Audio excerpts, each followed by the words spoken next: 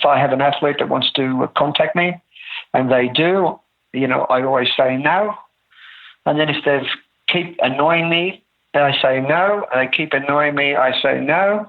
And then when they keep annoying me, I think, okay, he knows this guy wants to be here. He's not looking for the easy improvement, because everybody thinks Brett Sutton's got a magic wand.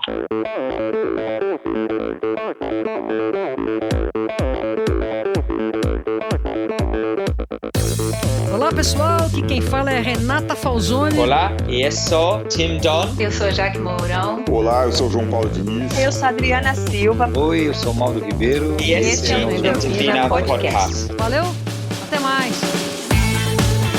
Welcome to the Endörphin Podcast. Here at Endörphin, you listen to stories and opinions from triathletes, cyclists, runners, and swimmers. Interesting people fueled by Endörphin.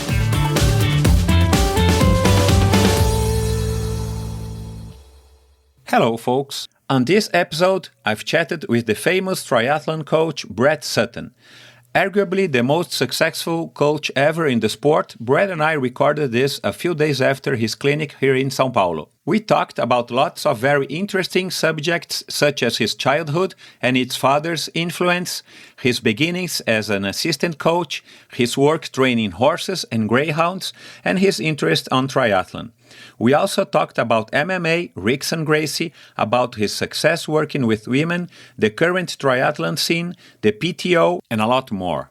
I hope you enjoy it as much as I did. He seems to be a very open person and has lots of experience, therefore lots of opinions. Before we begin, I would like to send a big thank to On Running, who supported this episode. Benefit from the Swiss brand with the exclusive CloudTech technology, engineered to deliver the soft landing followed by an explosive takeoff. In other words, running on clouds. Go check the famous Cloud Flash racing shoe or the lighter and new edition from the bestseller Cloudflow and all their products by visiting their website onrunning.com. On Running is the choice of athletes like Javier Gomez and Tim Don, who has already appeared as a guest on this show. Go check their profile on Instagram at on_running. This episode is brought to you by 7 Sherpas, our new sponsor of this show. 7 Sherpas is your invitation to explore the world through outdoor sports. 7 Sherpas is a California-based company specialized in sports experiences in the world's top destinations with exclusive itineraries designed by travel and sports experts. In addition to the pre-scheduled travel calendar, 7 Sherpas also offers day rides and customized trips for you, your family, or group of friends. Follow them on Instagram at 7 Sherpas and visit them at 7sherpas.com. This episode is also brought to you by Supercas, the brand that delivers the sexiest and most technical cycling products ever created. Born in California back in 2010, Supercas wanted to deliver more casuality and color to the cycling world. Bar tapes, grips, gloves, socks, and saddles made by Supercas are race-proven. Some of the world's best cyclists have tested and approved Supercas accessories for the past decade. Go to ultracycling.com.br to check the bike shops that sell Supercas products here in Brazil, or go to supercas.com to check their complete line of products and accessories. Check Supercas on Instagram at supercasbr and Supercas. This episode is also brought to you by Probiotica. Probiotica has a complete line of endurance-oriented supplements. Now you can get the best supplements available here in Brazil at an affordable price. Probiotica has the highest quality standards available and are made with the finest feedstock. You can check and buy the complete line of Probiotica products at loja.probiotica.com.br. Follow Probiotica Oficial on Instagram and keep updated with all its news and releases. And last but not least, this episode is also brought to you by BOVEN Energy. BOVEN is an energy trading company that has a reliable and experienced team of experts available to get you the best deals. A trustful and solid company. As well as for Endorphin guests, for BOVEN, energy is serious business. Go check boven.com.br. Hi Brett, welcome to my podcast. Nice talking to you. Hi, thank you very much for contacting me. How are you doing? I'm doing well, thanks. It will be a pleasure to chat with you. I see that you have a grandchild. It's your first experience as a grandfather? Yes, no, I have one grandchild and I have 5 children. Cool. How old is he? Well, the grandchild's just 6 months old, and the others range from 33 to 14. I see. And how does it feel to be a grandfather at 60? Makes you have a new lease of life. And Brett, talking about aging, how do you do to keep up with your health, sports-wise? Me, I'm basically, I've been in sports for myself early on in my life, so I did a lot of training. So for me now, my training regime is a 30 to 45-minute walk a day. And that's enough for you? That's all I need now, yes. And do you miss in any way the training days back in the day when you worked out harder? Well, it's a sports broadcast, so I can give you a little bit of information on that. When I was an athlete, I was, like a lot of athletes, I think, is extremely obsessive. So I find in my old age, every time I start to do some training or I have some goal, I find I become to the stage where I can't help myself but be obsessive. So that's why I now limit myself to just my walk to clear my head, because it allows me time. So it gives me 45 minutes to myself, and I find that's much better. Otherwise, that's very healthy indeed. Exactly. Otherwise, I find myself training 3 times or 4 times a week, and next thing it's 3 or 4, I see. every day, and then it's 3 times a day. That's real sportsman mentality, isn't it? Yeah, I think that's half the problem with the athletes I deal with when they're retired. It's very hard for them to let go, and I can understand it completely. I see. Did you ever regret becoming a sports coach as a profession? No, not really. I enjoy it much more now. Once I started triathlon, I coached a lot of different sports, and then I was basically more into swimming. I did the other sports on the side because I had a diverse sport background. So I think when we talked in Brazil, people asked me, and I said I was lucky enough to train Australian champions in 8 different sports. So the main ones for me though was swimming, and then I got bored with swimming.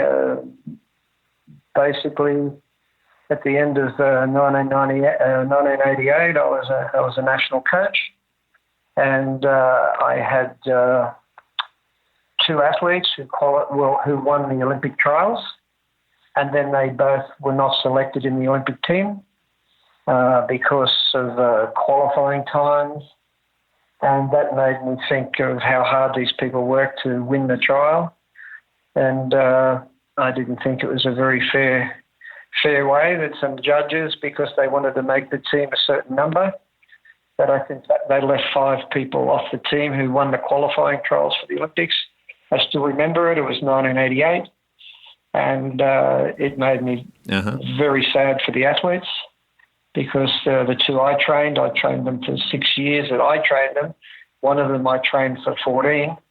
And I thought it was extremely unfair, and I thought I'd rather go into a situation where selection was not such a big issue, where what you did was recognised and you could make your own way. So basically, I was at that stage, I was helping out with some age groupers, and there was a story to that. At that stage, I was a national coach. I had 6 people in the Australian team, and my assistant coach used to take the tri group. I see. And he went away for a holiday and asked me to look after the group. And of course, at that stage, I was training a bit, so I thought it would be a bit of a fun thing. And the long and the story of it, that if it wasn't for him, I wouldn't be in triathlon, because he never come back. He went on a holiday, and I didn't get another assistant coach for the age group people. So 3 times a week, I take the tri guys, and I thoroughly enjoyed it. And so that was basically the start of my tri career. I wasn't a professional coach in triathlon. I was working with 20 age groupers. And then it got to the stage where I developed some juniors, and they become very good, and they qualified for the Australian team in the junior ranks. And then I was given, as I was employed by Australian Swimming, they expected me to stop doing the triathlon and concentrate on the swimmers. And so without going too much further into the talk, they give me an ultimatum, and one day we come to the pool and all my tri people were then barred from going to the pool. And that was the day I packed my bags and walked out. And I've been doing triathlon ever since. And back in those days when you were a swim coach, how was your relationship with triathlon? Of course, it was much smaller than it became in Australia, in the world. Yes. And how was it? Did you knew about the new sport? Did it attracted you in some way?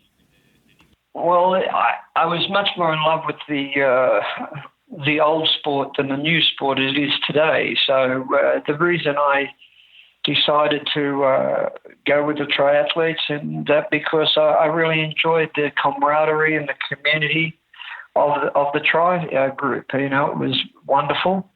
And I just thought it was, they'd go to races, they'd have fun between themselves. They would be like every group, I suppose, where they're happy to race one another, but there was no animosity. There was no, swimming in Australia is extremely strong, as you can imagine. Mm-hmm.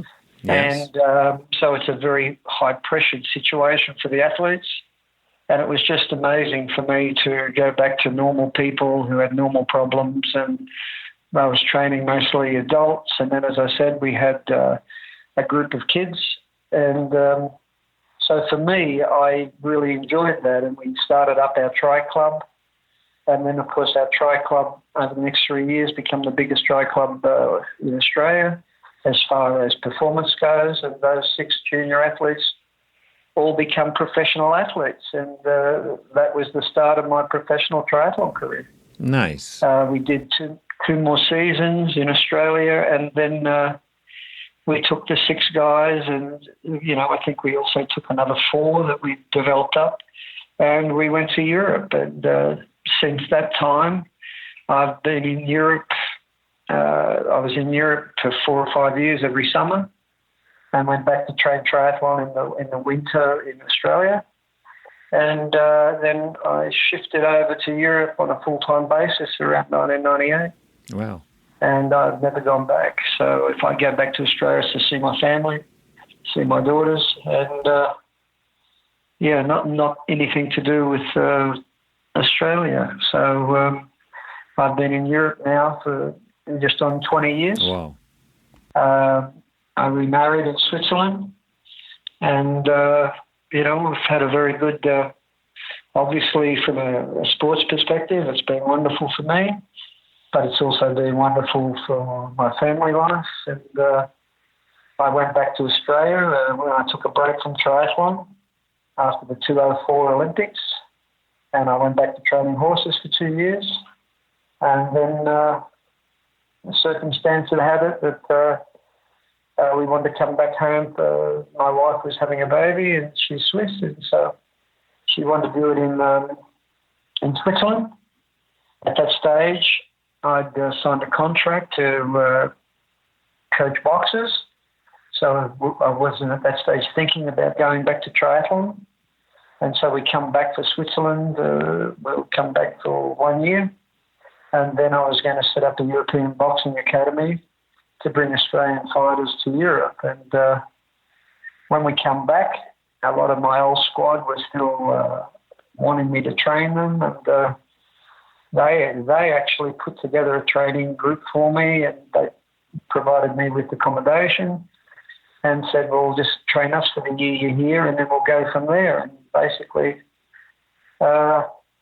it started all over again, and the success started coming, and you get very attached to your athletes, or I do. Mm-hmm. And so from that day on, I've carried on doing the triathlon. So We had some success with Tim Don in 2.6 at the World Championships. Had another 4 or 5 Ironman wins within the group, and of course, then it just mushroomed again from there. So I continued on training the triathlon. During that time, I used to visit Brazil and work with Carly Amaral, and that's where I ran into Ronaldo when he was a junior in our social project. And that was one of the reasons why I come back to Brazil and did the camp in São Paulo 2 or 3 weeks ago, because I want to. I never had a happier time in triathlon than when I was working with Carly and Ronaldo and Marine. We had Maria Alhata, Carla Marino. So we had a very, very strong group, and all of them participated in our social project. So for me, it was one of those moments that were good. So I used to bring my good. Well, Emma Snowsill spent 2 seasons training for a month in St. Carlos. I see. Craig Walton, Liz Blatchford, who podiumed at Kona, European champions. So we had 3 hours away from São Paulo. We mostly had the strongest triathlon team in the world, and they had to participate with our social project or not be part of our group. So that was our start off and our liaison with Brazil.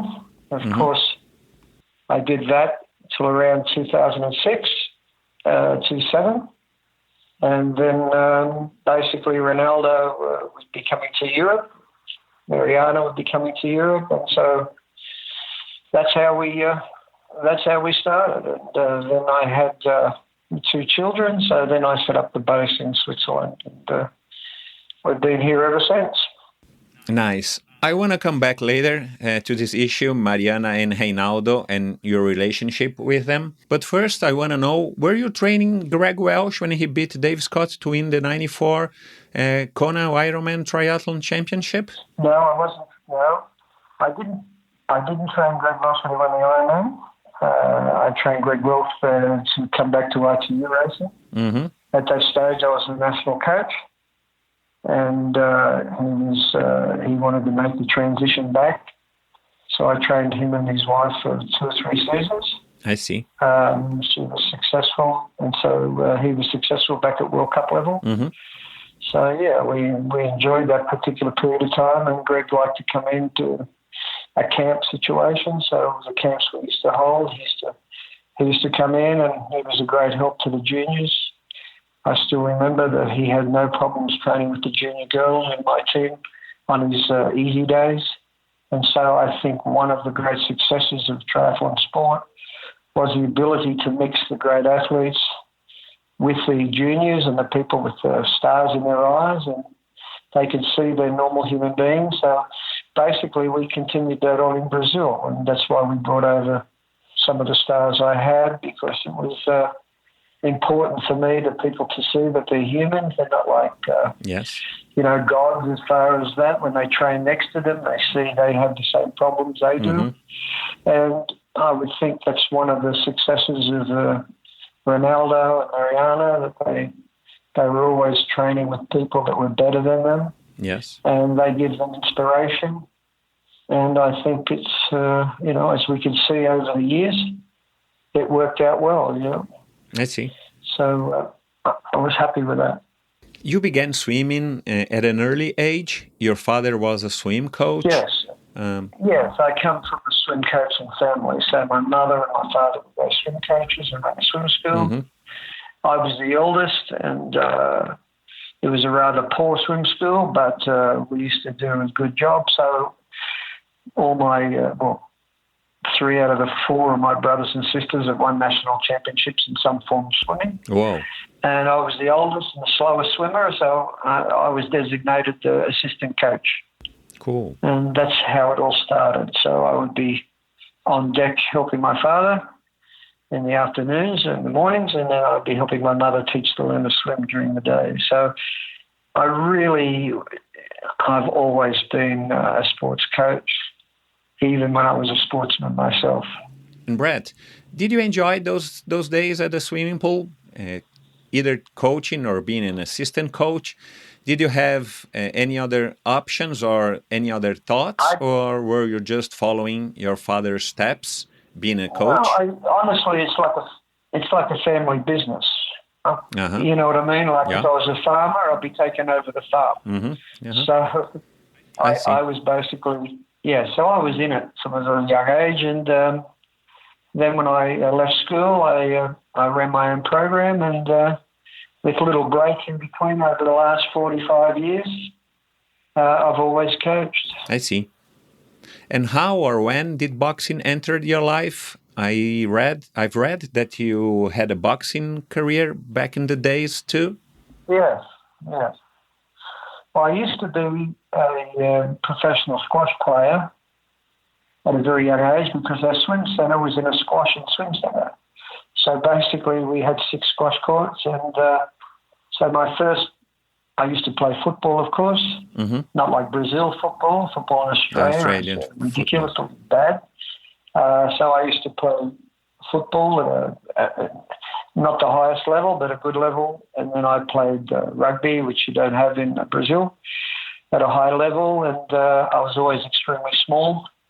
And so squash suited a smaller guy. If you're a big guy in squash, it's not really advantageous to you. It's a very physically hard aerobic plus speed game. So it suited me. Yeah. And of course, same thing with the boxing, because I was very light. So in boxing, you fight in your weight division. And so that's basically the sports I did during my teens. It's been very, very good for me from a coaching perspective.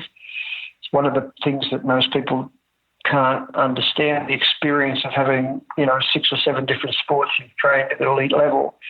And if you ask Ronaldo, I'm sure he can point out to you that I take some of the training protocols from those sports in the way they organise their day, the way they organise their sessions, and I incorporate them into the triathlon training. And I still do that to this day. The way we set up our program still has a lot of background into how we used to go about our boxing program.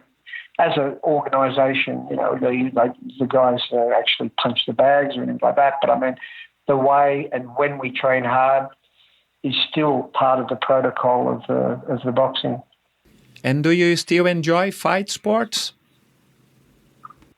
No, I don't watch it. It's a funny thing. I was good at it, but I never really enjoyed hitting anybody. But I was just, as I said to you, my siblings were champions in their particular sports, and I found sports that I was very good at it. So then I was able to rise through the ranks in boxing. So of course, if you're good at something and you're young and you're looking for people to pat you on the head, you take it as far as you can. And so basically, I can tell you my boxing trainer never watched the first round of any of my fights because I couldn't hit the other guy till I was hit. So always fighting him. He said, they used to call me the boxer that doesn't want to box. So that was the marketing. I see. And, as soon as someone hit me, there was no problem. Just like a Rocky movie.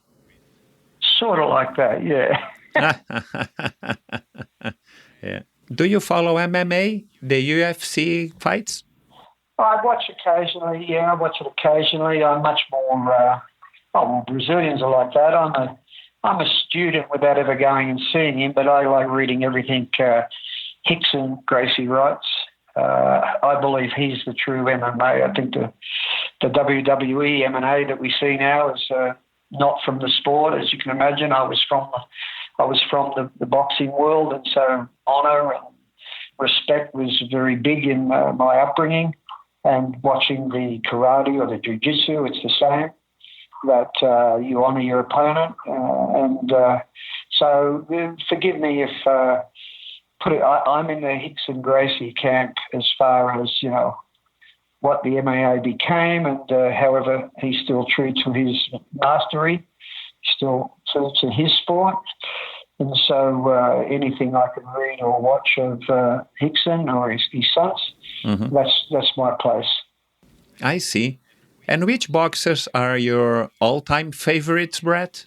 Oh, well, from all time, it's very easy. Muhammad Ali was, a great, and his ability to overcome problems, and he never sold out his honour. He said what he believed, and he stuck by it. Money, even to the end, never got in the road of his political afflictions. And so I admire that greatly, to have somebody that could have easily gone down the road of, he stuck to his principles. And so, I found him to be fantastic. I'm a great fan of Roberto Duran as a fighter. He was a warrior. Marvin Hagler was a warrior. So they're the era that I sort of grew up with, and and a couple of other English fighters that people wouldn't know too much about. But, I really admire those type of guys. And, so as I've got older, I watch some of the MMA stuff. They're fantastic athletes. It's just the business around it makes me sad. I think they could be just as big without taking away the trash talking and all that rubbish. It's not part of our genre, not part of what martial arts used to be. Yeah. And I feel sorry that the young kids of today see that as the honourable way, and it's not what I consider the founding of what martial arts was about. That's not the true spirit of it. It's more correct, like a business side of it. Totally. Yeah. Yes. And how did you end up training greyhounds and horses? Well, within my family, we used to, one of the people I grew up with, who ended up being my swim manager, actually, for the swimmers, he was a professional dog trainer, so I lived on and off with him for 9 years, and so that's how I started off training the greyhounds, which, again, don't think they're in Brazil, but they're like racing horses. It's very big in Australia. And then, of course, I had a good success at that. And so I started helping some horse trainers. And basically, when I was a swim coach, our pool was exactly 20 metres across the road from the biggest, think of St. Paulo track, and my pool being right next door to it. So I was very close to the racing, and I actually used to condition some of the jockeys so they could lose weight. And of course, I knew what I was doing because of the boxing. And so I got involved with that, and then I was doing programs for the trainers. And then at times when I had breaks from triathlon, I would go back and rehabilitate horses. So the trainers, when the horses had a bad injury, used to seek me out, and I used to actually make them swim. And that's why, not in Brazil, but in Australia, swimming now is a very big thing in horses. And we started that back in 1981, 82. So it was something that we did, and we had success with. And so basically I've always, I'd finish my swim programs and I'd go over and hang out for 3 hours in the horse stables. And so that was how I got involved with horses. Nice. And of course, every time I took a break from triathlon, I would go back to the horses. And which is easier to train, horses or people? Oh, I'd love to coach horses.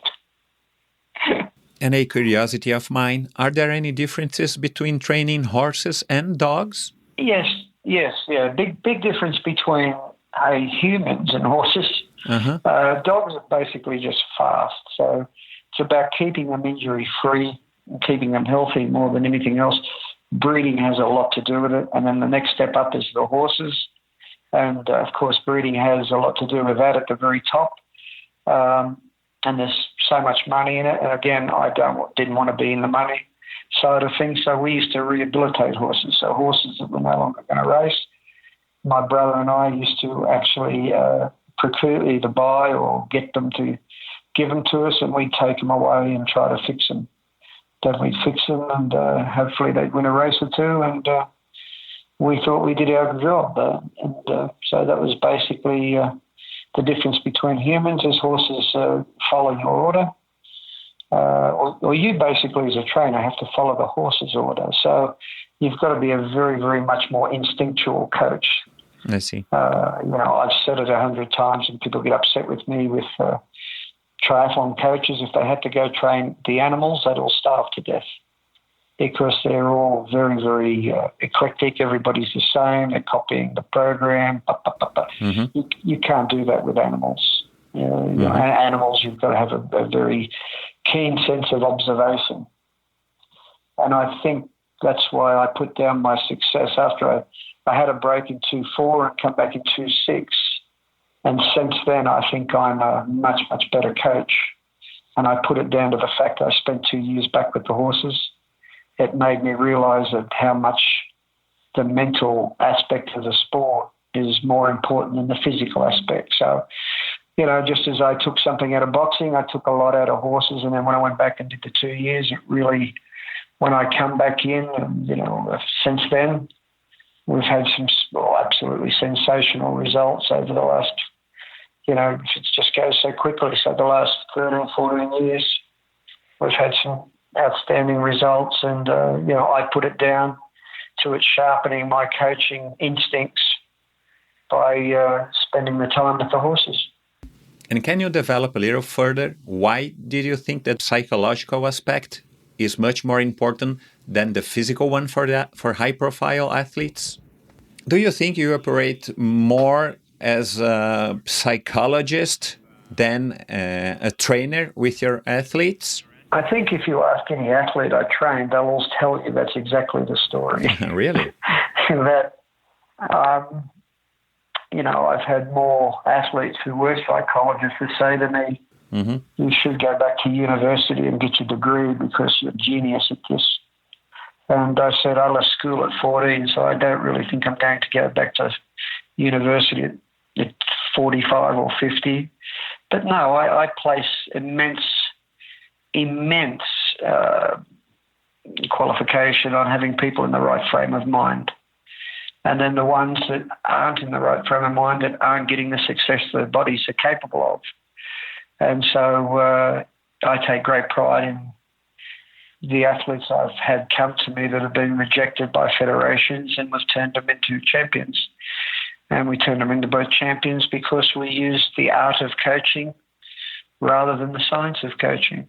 And, so basically, and then you bring the animal part into it. When you're training an animal, there's process. When you're training an animal, there's 1, 2, 3. And then if you've got an animal athlete that's extremely intelligent, it's a 1, 2, 3, 4, 5.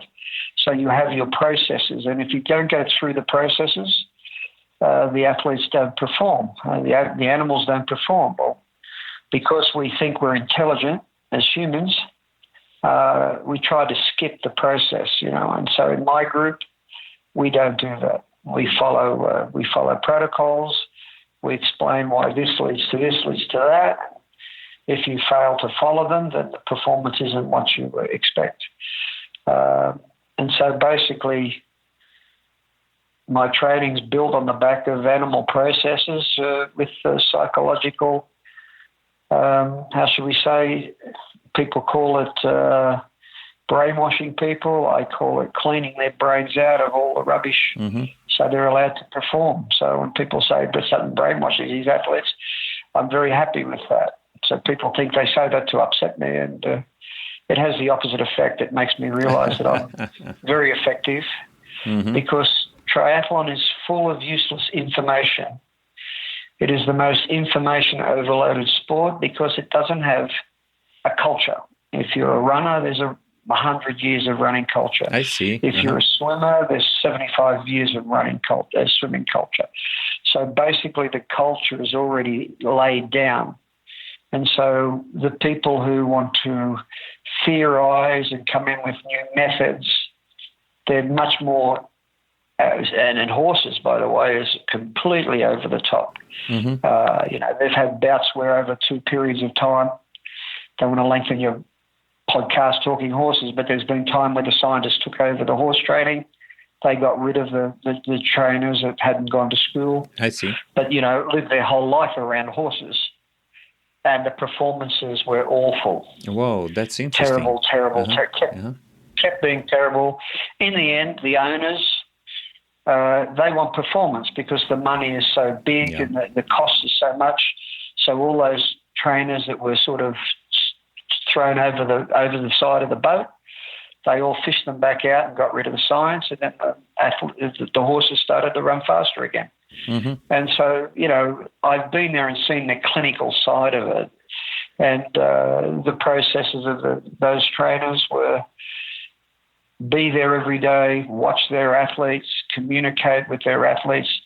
Even though they're horses, they still communicated in the horses' language. They listened and watched the horses' movements. They knew what was going on. And I find that I could take 5 or 6 old horse trainers I used to know, make fantastic triathlon coaches, but I don't know any triathlon coaches that I could take and say, here, there's 30 horses, now train them. They wouldn't be able to. Yeah. They just wouldn't be able to.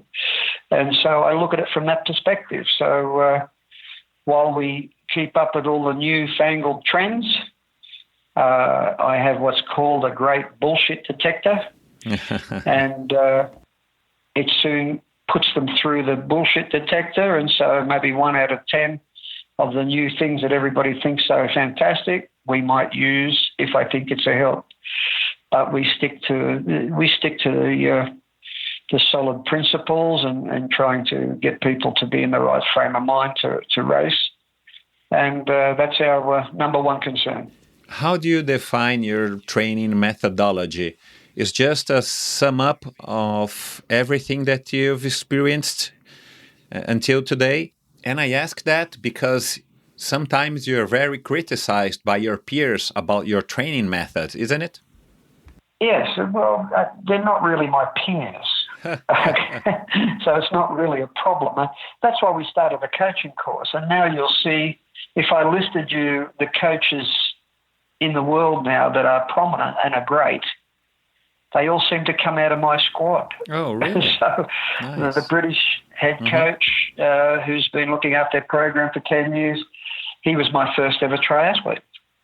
And then some of the coaches that you can... Who is he again? Ben Bright. Also, you don't even know him yet. He's been in charge of the best program for 12, 14 years. Uh-huh. The reason why is he's a good coach. He doesn't promote himself. He basically does what he needs to do to get the best out of his athletes. So, I'm very proud of him. Craig Walton was a coach of the year. Of course, I trained Craig, and he's one of my coaching disciples. Dr. Darren Smith was my actual sports scientist when I was the national coach in triathlon in 1995 through to 1998. He went on to be my preeminent ITU triathlon coach. People don't know the history, but he was a sports scientist that first come and visited me in 1993, and then he got the job as the national sports science guy to the program that I was running when I was national coach. And then he went on to coach Scotland and then have a fantastic coaching career himself. Siri Lindley, where did she come out of? You can see what I'm saying. So if people want to dig in, I think the process proves itself by Cam Watt, who's now in Australia and has produced Sarah Crowley, had 3 world champions last season in duathlon, long course, short course. So for me, you must forgive me, I don't read the articles in the magazines of who's a good coach and who's not a good coach. I look at the performance levels of athletes. I look at the performance levels of have they taken a bad athlete and make them a good athlete.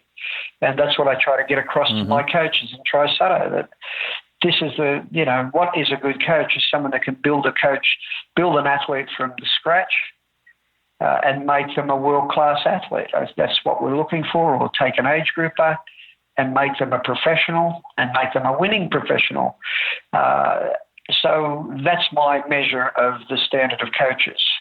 So you can imagine the coaches people think are great, I don't even rate.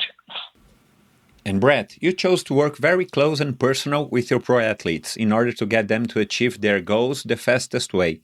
This leads to a very limited group at a time. How do you get to choose your pro athlete roster?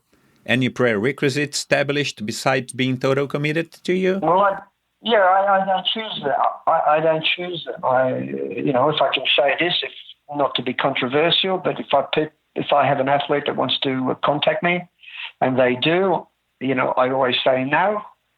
And then if they keep annoying me, I say no. And they keep annoying me, I say no. And then when they keep annoying me, I think, okay, he knows this guy wants to be here.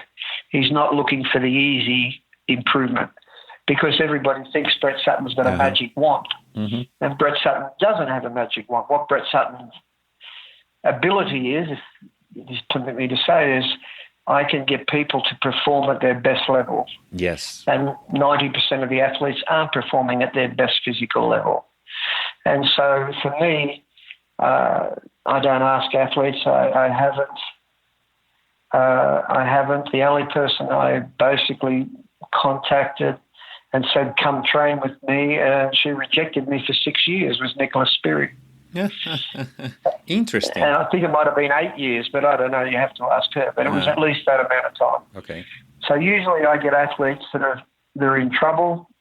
They're not working well. They're not performing. They wish that they could be better. And so I enjoy taking them.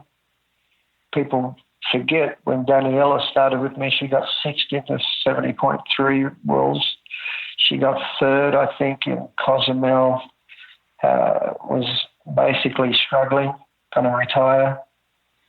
I took great pride as a coach that I was able to reconstruct her and get her to be at her physical and mental best on race days. I did the same I was happy to do the same for Nicola. And now we have that situation where you don't need to ask me, I'll tell you that all. He burns them out. Debbie's been with me now for 6.5 years. Nicola's been with me. I got a card 2 months ago, 14 years. Whoa. Bella Bayliss, 20 years. So basically, James Cunningham, 13 years. I don't burn anybody out. I basically try to, those that want to stick to the plan, I'm happy to coach. When you decide you want to try something different, I'm very happy to say that's a great idea, go try it, but you're not trying it here. Mm-hmm. Because that's not what we do, and we have a plan. And now I've done the same with the coaches.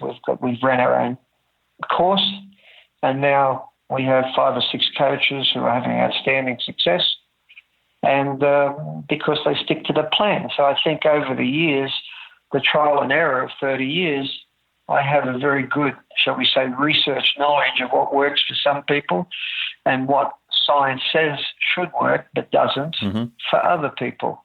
So that's where I get the people who, and I understand, I don't think there's any rights and wrongs in triathlon. I think what works and what doesn't. So, of course, when people have come out of a university for 7 years and got a PhD behind their name, they have distinct, shall we say, direct ideas of what coaching is. And I think they're basically L-platers. They have no idea about the practical constraints of training humans. And so they have to usually struggle for 4 or 5 years before they realise that what works on a book doesn't necessarily work on a fallible human. Yes. Mm-hmm. Yeah, I agree. And what about the other way around, the former athletes that became coaches? What do you think about it? Well, I don't think they're coaches. No, of course not. In swimming, we've always had strong swimming in Australia, so I can explain this to you. So if one of the great athletes in swimming retired and said, I want to be a coach, they would be, if they don't buy their own pool and have their own squad, we would give them 10 kickboards and put them over in the little kids' lane with nobody over the age of 7 and say, do 2 years there and start your apprenticeship. Yes, but I was a world champion. Yes, we know. What does that do to coaching people? Absolutely nothing. You may as well be a car mechanic. It's got absolutely nothing to do with coaching. So, of course, I've been quite critical. I'm not critical of the people, but I'm critical of the people that tell me I don't know what I'm doing about coaching, and yet you can put the next 10 best coaches together and their results aren't as good as mine. So then they come back with, you're lucky. Well, no, I never took anybody that was at the top of their game. I never do. I've never done that in my life. If I told you the names of people who said they wanted to train with me, and I said, no, we'd like to keep that. They like to keep that secret, and I keep it secret because that's not what I'm about. I've never been about that. I'm about improving people that are struggling, and I've been very, very fortunate to run into some fantastic physical specimens that the car mechanic coach has been able to straighten out the diff and the electronics, and they've gone on to become superstars.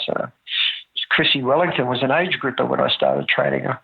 James Cunningham was an age grouper when I started training. It wasn't like he was winning Ironmans. Yes. I suggest to you that Nicola Sprigg was a good athlete when she started with me. Was she a World Cup winner? No. So basically, I take pride in that. That's where I take pride. The fact that I can have Danny now doing what she's doing or what she has done, that's where I take my pride, and I don't need anybody to write up any articles to make me feel good about it. Mm-hmm. I'm quite happy with my own group of athletes, and that's why I said that you might not want to interview me because people ask me about all these different athletes, and they're not in my squad, so I don't know them. I don't want to know them. I think it takes away from what I try to do because I don't believe triathlon's a race in Ironman. I think it's a total misnomer that it's a race. It's about producing your best figures and then having a look at the end of the day and seeing where you finished. So I look at it more like a golf tournament than an actual race. And so with that thought pattern, I try to teach the athletes to improve certain areas of their sport in their mind so they can produce a higher performance level. I've never told Danny, we're going to win this or win that. I never told Nicola that either. I just think it's counterproductive to the 90% of people. You'll get some people that they can work off that, and that's lovely. But the majority of people, that doesn't help them. Mm-hmm. It hinders them, if anything. Mm-hmm. Basically, what you're saying is that your results speaks louder than any words that you might say, isn't it? Well, that's what I was taught from a young age. Talk's cheap. and let me tell you, in triathlon, there's a lot of talk. Mm-hmm. Yeah. And so I just keep away from that. Yes. People pay me to train them, so I give them my 100% attention. Mm-hmm. I'll look around the field to see where I think the next problem or the next competitor to my athlete's going to come from, and then I'll look at their strengths and weaknesses. But that's as far as I go. I couldn't tell you who won what, where, how. I don't even do that with my own athletes. I concentrate on their training and trying to make them a better athlete. And then we go off and do a race, and that's the measure. When people say, how come in 14 years you don't test? It must be such a terrible thing for the athletes. I said, well, it might be terrible for their mind, but it doesn't seem to be hurting their results. And, I see all the testing equipment now, and everything is done on these lines.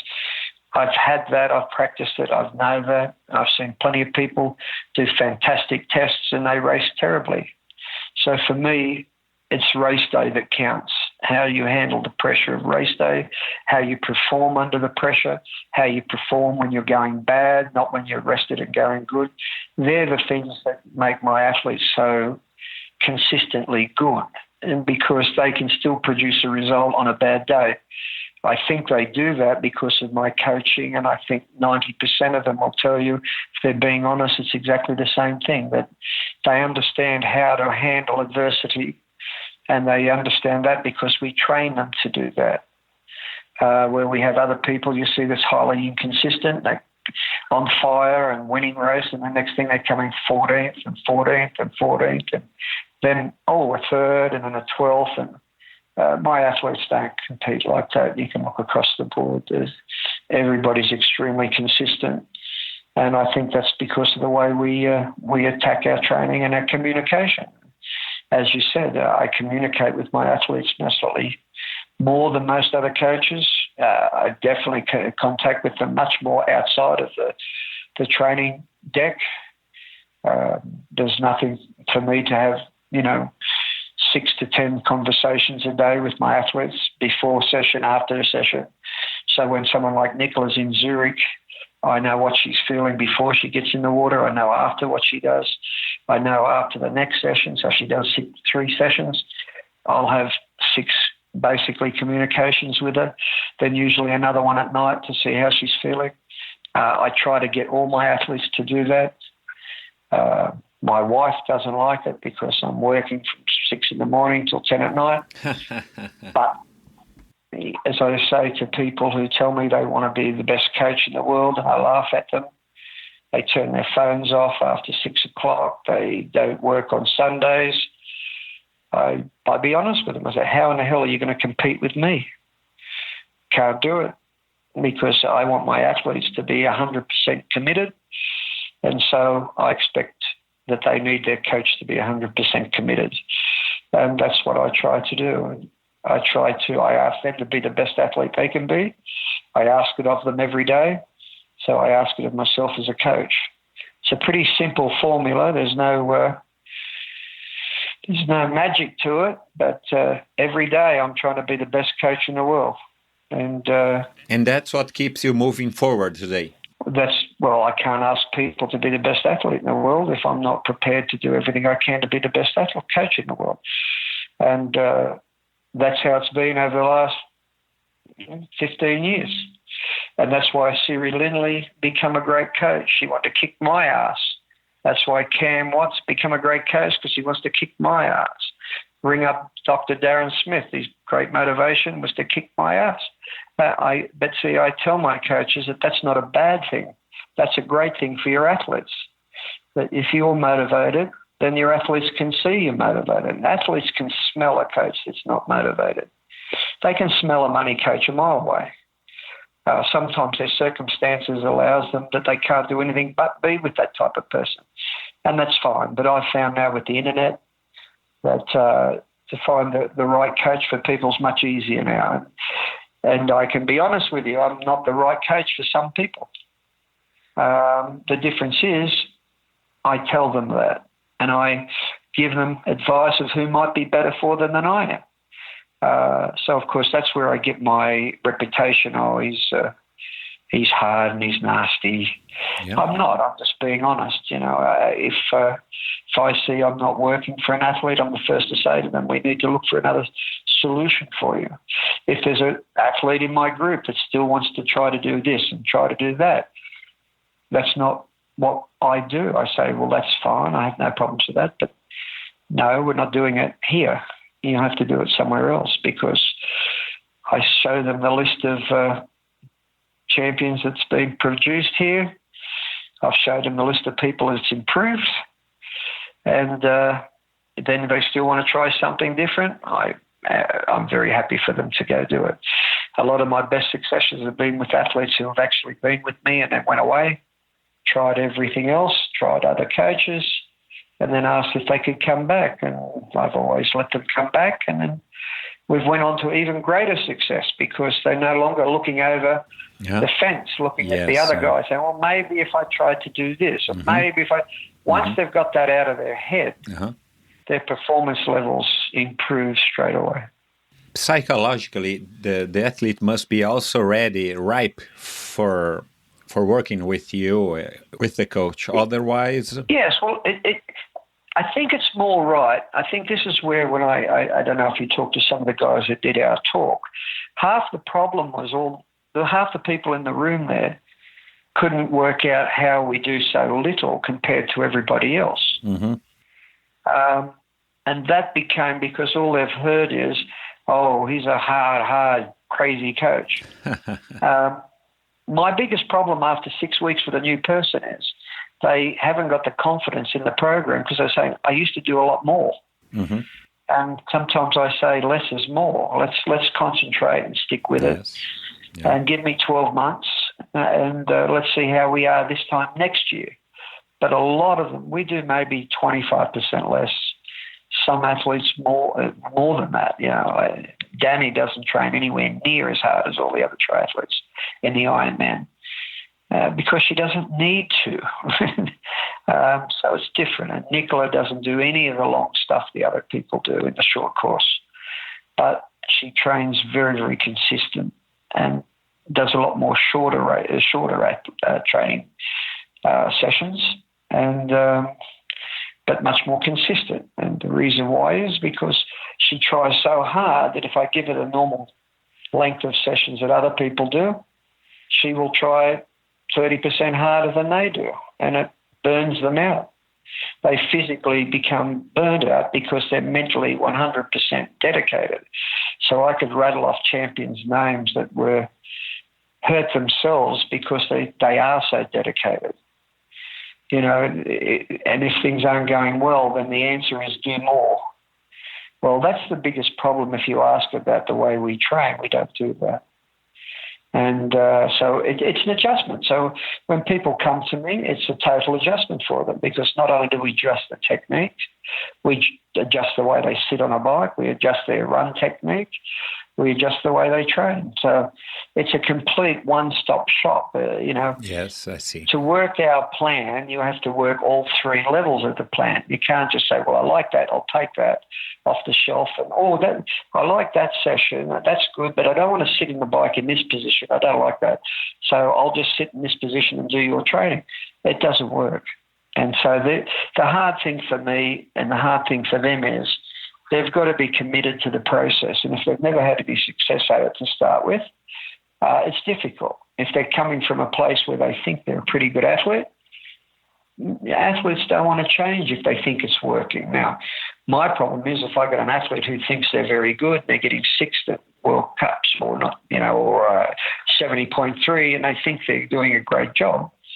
Well, that's where me and them have got a whole different perspective of life,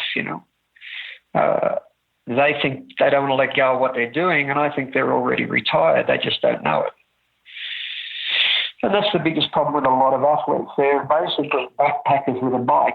They travel here, they travel there. They're on this race, I'm doing that race. And they get very frustrated with coach because I don't have that calendar in mind. I've got this race in 8 weeks, so I got to do this. I don't, unless you're Danny or a Nicola or whatever, you always should be training to be better. You're not good enough yet. But can you imagine me getting that across to most of the middle-class professionals? They just can't wait to pack their bike and go to the next race and get seventh. I don't understand that mentality. So, again, you can see where I get the blowback from people. Oh, he's a, what's the word they call? He's a control freak. Yes. Well, I am a control freak. Dictator. Exactly. Yes. I'm a dictator. He won't let me go, there's a lovely race in Puerto Rico, so why can't I go there? Because it won't help your performance improving. But, I'd love to go to Brasilia because, there's a World Cup there. That's very nice. So we're going to do a 14-hour trip. We're going to do 2 days of nothing before we get there. I'm just telling you the conversation I had 2 days ago with people that are trying to go to the Olympics. So their federation is pushing them to go there.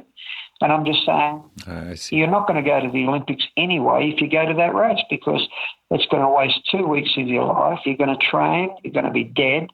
Did anybody tell you about how the heat is in Brasilia? No, I was told it's 26 degrees. I said, go have a look at the humidity. So you're coming out of a place where your humidity's 10. You've had no training. You're going to catch the plane in, put your bike together, then walk out the door and get hit with 60% humidity. So these are the things that I take into consideration where everybody else will be saying, Noosa looks nice, let's go to Australia and do the race in Noosa. I find that totally unprofessional. Talking about the girls, how do you explain your success mostly with them? Yeah. What do they have that seems to work better with you? Patience or what? Well, I think I explain it by telling people go back and have a look and learn your sport. I used to get labelled that I had more success with men. So if you go back to 95 and through till 99, I had the only trifectas with men in my squad at the ITU level. So I used to train people like Greg Bennett, you'd know, who was a World Series winner twice. Andrew Johns was a World Series winner twice. I had Jan Rahula, Hamish Carter, not bad men. The last I looked, they were all men. Tim Don. And so, 2 months ago, I had a young under-23 guy win the Open World Cup. His name's Max Studer. And even yesterday, if you want to have a look up who won South Africa 70.3, it's Matty Troutman. So what I don't do, and this is, I'll be quite honest with you here, here's a bit of controversy for you, for all those athletes out there. Girls are much smarter than men. So I agree. The girls look at my results and go, I'm going to him, where the men go, oh, if I go to him, he wants total control. And that's the difference between I'd say, generations in the last 20 years. All those guys I talked to come to me because they couldn't make certain teams and they were desperate to be great. And so they come to me because they see me as a solution. These days, I tend to have a lot more women ring me up and say, I would like to be this way, and do you think you could get me to a certain level? And, of course, I say to them, if you're good at taking orders, and that means I say we do this, and we say, yes, let's do it. Now, you say that to a man, and they've already got the phone book opening up to the next triathlon coach, because they still want to have a control of their program. I've still got it now. And so I look at myself as being, when I come back into the sport in 2006, from that day on, I've looked like I've been retired. So I don't go out chasing athletes. I don't go, I've talked to some men that I thought I can improve, but I know they're all fine. I'm doing a good job. Okay, no problem with me. And that's the way I do it. So yes, no, I don't make any bones about the fact the last 5 or 6 years I haven't had a lot of men. I haven't had a lot of men in my squad, and I'm happy for that, because I never have that problem the same problem as with men that I have with women. And once women see you're doing a good job, once they see it's working for them, they get their head down and say, okay, I'm in the right place. Where men are always looking over if they got beat in the race and had a wonderful performance and ran third, and then the guy that won said, I put a noseband on my nose and that's why I'm good. A man will come back with 3 nosebands and stick it on his nose and his every hole, So look, honestly, it's more my apathy of I no longer need that stuff, you know what I mean? I have a bigger vision of the sport. I want to follow that. I was supposedly going to retire with Nicola in 2012. And, of course, she did her wonderful race. We won the gold medal. We all shook hands and danced and thought that was the end of it. I was going to go back to the age groupers. I was going to try to do my lectures like you just seen. So a good example is that's my passion. What I did in Brazil last weekend was, if you know, I went to Peru to do that. On Wednesday, I'm going to Israel to do another one. I'm then going to Amsterdam next Sunday. So that's my true passion now. The problem was Nicola rings back up after she has a baby. Oh, I don't know. I think I would like to try again. What do? You say, no, go away. And next thing, she brought Daniela along in 2013 and said, well, Daniela's thinking about retiring. Can you help Daniela? I'd be appreciative if you could do that. And then, of course, that's what we did. And then she brought a little junior along, a Swiss junior girl, who I'm very proud to say won a World Cup last year. But we started from scratch, you know what I mean? So, and then the junior boy, he was a fairly decent junior. And now we've turned him into... he's getting to be a monster. So he's got 2 more steps to go, but he's only 23. But, with a bit of luck, you'll see him at the Olympics because he's just improving so much that he's the fastest athlete in Switzerland at the present moment. Now, I don't know if the selectors will understand that, but, at the present moment, He's racing top 15 in the World Series. He's winning and podium at most World Cups he's going to. So, in my mind, I don't need to address people that say you have better results with women than men. I've had truly fantastic physical specimens. Chrissy Wellington was an outstanding individual. As an athlete, and I know most coaches only run into one, if they're lucky, one in their lifetime. I've been very, very fortunate that I've been able to find people like that. And with Chrissy, she was in such a hurry. She had no triathlon background. So the lovely thing was she knew nothing about triathlon. I think if she knew what stuff about triathlon, I had 2 or 3 girls in my squad that I thought was equally as good, but they were brought up on triathlon. They were triathlon juniors. So I could say things to Chrissy, like Chrissy didn't even know who the champions were when she went to Kona and won. Yeah. I know that. Well, Danny's the same in Ironman. People don't realise. Danny never took any interest in Ironman whatsoever. She was an ITU girl. And away from the training and away from racing, Danny doesn't hang out with any triathletes at all. Her whole superstructure or her social structure at home. When I go and meet her and her friends, there's some of her friends don't even know she does triathlon. Because that's the way she is as well as a human being. When Danny's away from the triathlon world, she's not running around telling everybody I'm the world's greatest triathlete.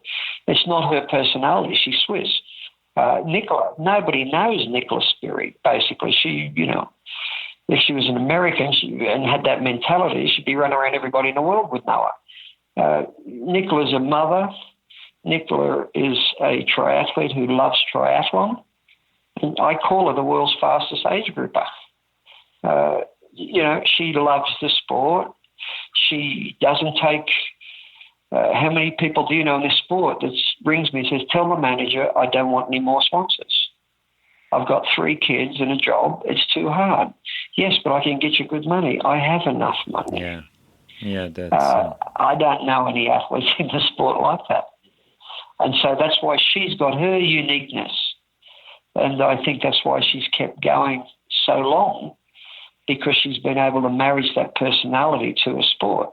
Now, Danny's been such a long champion because the same thing, a different personality, different, ideas about stuff. But when Danny leaves the training or the race venue, she's a normal human being. She's not on the internet looking at who's done what in what race. And she is a completely different animal like that. Now, Chrissy Wellington was like that as well. So you can imagine how good it is for a coach like me to know that you've got somebody that packs it up and goes home and forgets about it. It's a big advantage. It's a big advantage. Over the years, Brett, what were the most important lessons that you've learned from the athletes you've coached and all the myriad of personalities, gifts, and abilities they have?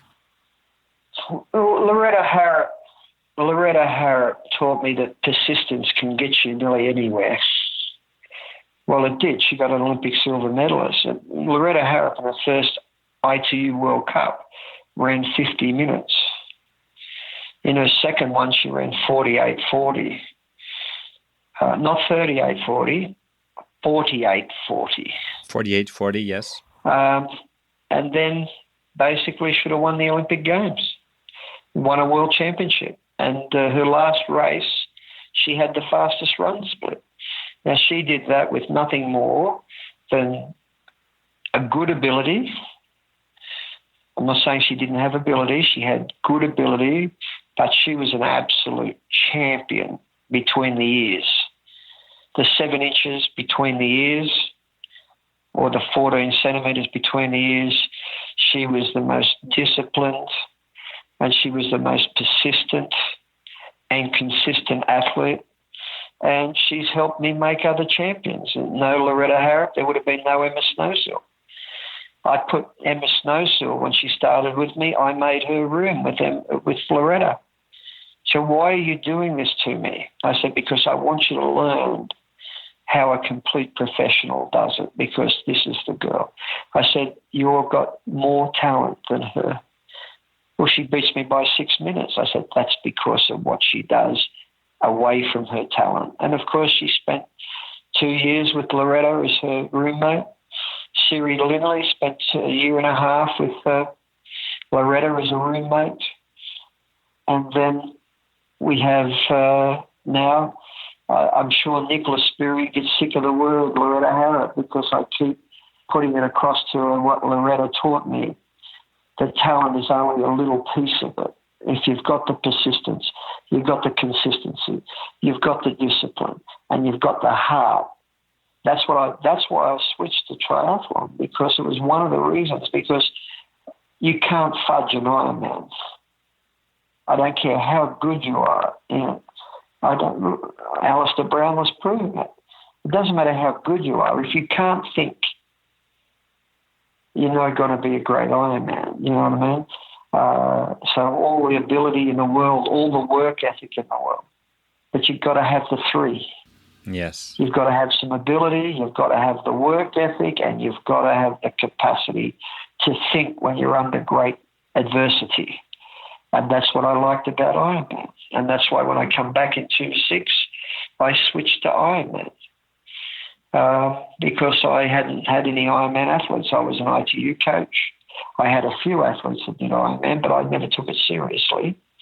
And then I said, okay, we're going to win Kona. That's the goal. And I think if you look at my Kona results since 2.6, you'll find that they are pretty impressive, because even though everybody just looks at the podium, if you look at the top 10s, there's athletes that should have never been there that are there because they come to Switzerland and train with Brett Sutton. And that makes me proud. So, I can tell you, I'm every bit as proud as Teresa Marcel's fourth as I was of a win by Danny. It was a magnificent effort for that girl. A girl called Shamor from Hungary. She got fourth also one particular year. Absolute unbelievable performance to be able to do that. And so from that perspective, I always judge the performance of the individual. I don't judge the podium position. And I think that's helped me as a coach. If somebody said the other coaches, they all think I sit back and take numbers. I don't. I never do that stuff. That's other people. I never think about the placings and this and that. I think about the performance in regards to the athlete that's doing it. And that's why I think I get loyalty out of my athletes, because they know that if they do something great and get sixth, they'll get just as much praise or more praise than if I think Danny won and did a bad job. I'll be the first to tell her it was a bad job, and I'll be the first to say to the other girl, fantastic job. That's part of the personality of me, and always has been. And I think that's why it's helped a lot of people who were fairly talented but couldn't get to the highest levels.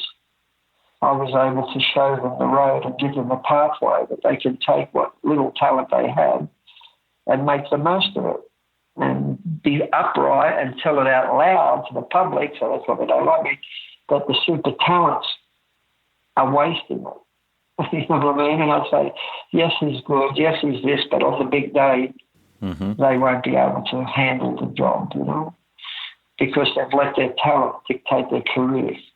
Whereas I've never had any doubts about Nicola when she was with me. But on the day, Nicola Sperry was going to fire. And her 6 European Championships and 2 World Olympic Games medals attains to that, and Danny's races on the day, like 9 championships in 5 years, it's 6 years, it's unbelievably consistent. And I don't say that's me, I'd say that's them. However, I've been able to open their minds to the levels they're capable of racing to. That's what makes me proud as a coach. Is it fair to say, Brett, that Loretta maybe was your dream athlete, or the closest possible to the perfect athlete that you've coached? Or do you have a dream athlete? What do he or she need to have? No, I've had the dream athletes. Emma Snowsall was a fantastic athlete. A lot of people forget what she did. So Nicola Spirig is a freak. Her athletic performances are unbelievable. She's won 9 half Ironmans. I made her go in 1 Ironman just to prove to her how good she was on 5 weeks training, and she won that. She's a phenomenal athlete, but she needed to pull out some of the skill set that Loretta had to access those results. Daniela had to access some of the skill set that I've seen from Chrissy. Chrissy is a part of one of my old athletes from 1992, 1993. They're very similar. So I was able to, you see what I mean? There's been a chain reaction. The generation before them actually helped the generation that come. Ronaldo Colucci wouldn't be Ronaldo Colucci that you know if he didn't train with Craig Walton for 3 to 5 seasons. He was the apprentice. Mm-hmm. And that's the key, you know what I mean? So when we talk about dream athletes, there is no greater athlete than Daniela Riff at the long one. So in her era, there was none better than Chrissy Wellington. In her area, Nicola at the present moment is the greatest Olympian of the female triathlon. This will be number 5 for her. So, meanwhile, 38 and has 3 children and a job. Meanwhile, I get some of these half-assed pros turn up, and all they want to do is be a professional athlete. But, I haven't got the discipline. They don't have the discipline. Brett, I don't understand how we can do that. I said, well, I don't understand myself because Nicola's got 3 kids, a job and a husband, and does more work than you, and she hasn't got time to have to sleep during the day. In fact, even as we speak, she gets up twice a night for her baby. So she sleeps 3 times 2 hours during the day, if at best. And then you're telling me that, you're disciplined and you can't cope. So it puts me, I'm the purveyor of brutal honesty to athletes. So when athletes tell me how hard they've got it, I laugh at them. So can you imagine why they don't like me? When I see age groupers doing what they do and get up at 4 a.m. to train, got a job, you know what I mean? Yes. That's true discipline. Mm-hmm. I try to talk a lot of them out of it because it's too much. But when I've got a professional athlete telling me how hard it is to be a professional athlete, when they eat, sleep, train, I don't give them very much, let's just say I'm a little short with them. And some athletes accept that and make themselves a better athlete, and other athletes go to another coach so they can complain to somebody else that'll listen. But I don't listen to such shit. Which is the wrongest impression that the others have about you? Oh, you'd have to ask the athletes. Than me. I do my best. I ask an athlete when they come into my squad, I'm going to do the best I can to make you better. Now, are you willing to do the best you can to make yourself better? And then if the answer is yes, and then you give me less, you're telling yourself lies. You don't know about telling me lies. You pay me, so I don't care. You're telling yourself lies. Now, you need somebody that's sitting on your shoulder like a little conscience to tell you the truth. And so basically I see myself like that. So the type of personality that likes that, likes the honesty, we're together for ages. And that's why some of my coaches, Cam Watt, I trained when he was 17 years of age. He's now a TriSutton coach at 44. And we had the same talks that we had back then. Craig Walton rings me up now to ask me stuff. That makes me very proud. Mm-hmm. I've still got 3 swimmers from 1980s that contact me on a monthly basis. Nice. And so that's the side of Brett Sutton that people don't see. And it's the side of Brett Sutton I don't care other people don't see. Because as I said to you with triathlon, it's a very shallow puddle and it's a very information overload situation. So if someone like me that keeps it under control, keeps it very simple. As I said at the lecture, some people level a criticism at me. They say they give me a name. They call it Keep It Simple Sutton. And they don't realise they're paying me the biggest compliment for me, that is the biggest compliment anybody can give me. Because it's the very reason why they don't have any athletes going at the top level. Mm-hmm. Because they make it so complicated, they strangle the performance out of their own athletes. So when they're not going good, well, we'll go get a lactate test and see what the problem is. We'll go get a blood test and see what the problem is. Because your power meter numbers are astronomically good. And when we do our run test, you're on fire. But they don't realise those things are killing them. And so, those that come and ask me, I tell them, I'm telling you all about it. It lasts for about 2 weeks, and then they go back to triathlon.com.au and get some expert never produced an athlete to tell them why I'm wrong and why they're right. Yeah. And life keeps going on in the triathlon world. So always straightforward, always. Where did you learn it from? Did you hear from your father this style? Yes. I was brought up in a very harsh environment. Uh-huh. And to get a that's good, you'd nearly have to kill somebody. So I sort of expanded a bit on that. But what I did realise was I have super results with people that can accept constructive criticism. I have sensational results with people who criticise themselves and take it more serious than what other people do. And so I'm a godsend to them because I actually let the pressure off them. And I say, if I say it's good, it's good. Yeah, but I think it was shit. I don't care what you think. I'm going to be the judge and jury. So I've had people come back after winning a race by 6 minutes and everybody's back slapped them and their sponsors have cuddled them and kissed them and told them they're the greatest. And they look at me and I just turn around and walk away and I've given their verdict and they know it. And but that's the thing with my group. Everybody knows they get treated the same and everybody knows they're told the truth. So nobody's telling them, you're wonderful and you're this and you're that, when they're not. Because I knew as an athlete myself, it's a part of my personality. I hated the coaches who told me I was doing something really good when I knew I wasn't. Mm-hmm. I just had no respect for that person. Mm-hmm. So I always worked best with a coach.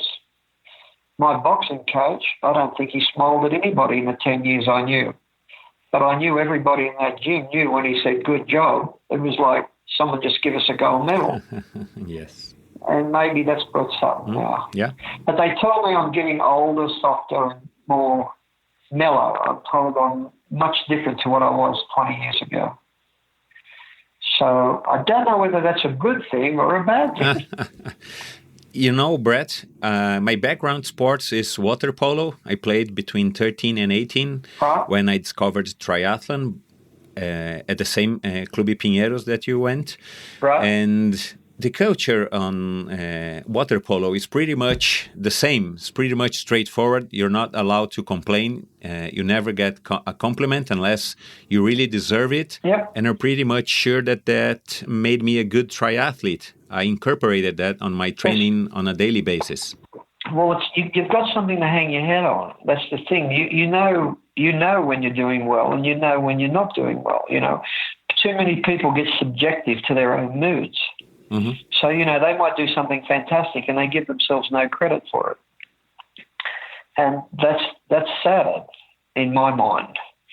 And so what I try to be is say to them, well, when I tell them that's not good enough, in the nicest possible way, I don't stand on the pool. I suppose that's the biggest thing people don't understand.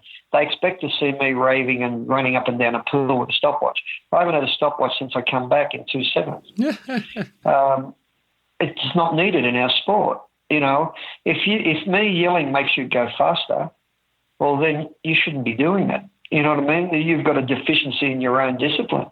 If someone can say, go harder, you see it all the time, and then they give a spurt, and I'm going, I don't want that athlete in my squad. Because, that's something I laugh at all. Well, being in the football. Oh, we're going to give everything. They're playing football, for Christ's sake. You know what I mean? Rolling around the ground when someone touches them. And they say, oh, this team, these guys wanted it more. I don't understand that. I honestly don't understand that.